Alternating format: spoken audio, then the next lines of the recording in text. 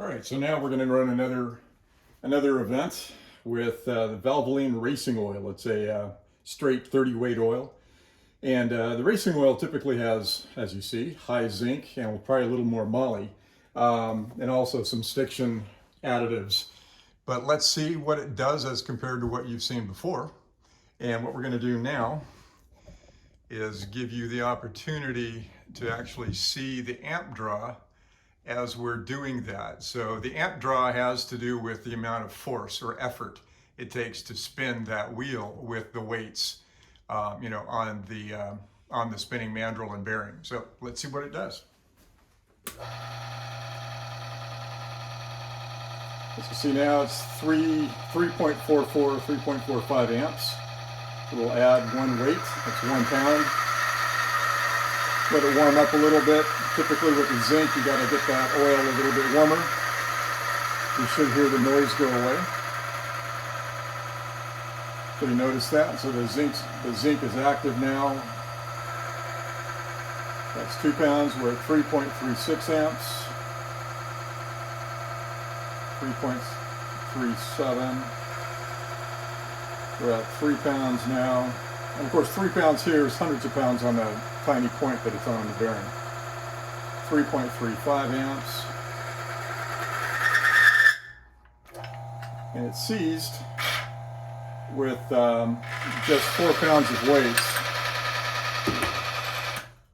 So now let's take a look. We'll take a look at the bearing.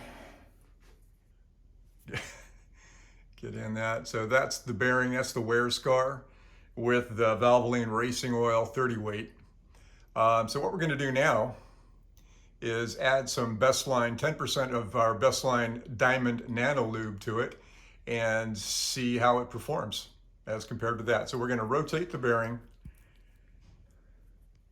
to a fresh spot and we'll compare the two. So that was the original and now it's a fresh spot that we're going to put back on the mandrel.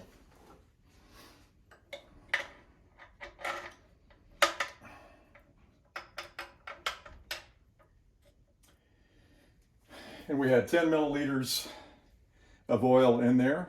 And so 10% is going to be 1 milliliter, and that's what we're going to add.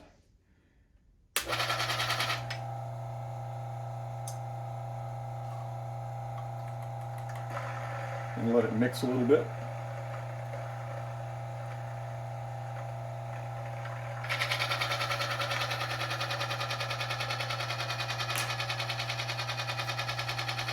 All right, let's see what it compares. So we're at 3.44 amps now.